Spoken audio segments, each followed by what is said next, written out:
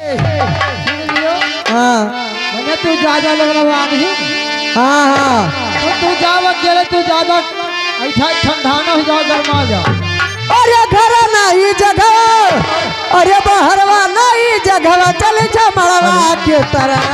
बढ़िया बोला। अरे भूया लोटनी हम सिखाई चले जा मड़वा के तरह।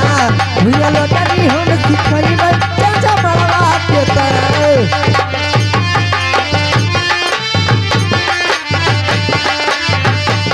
चल जो मड़वा के तरह, चल जो मड़वा के तरह।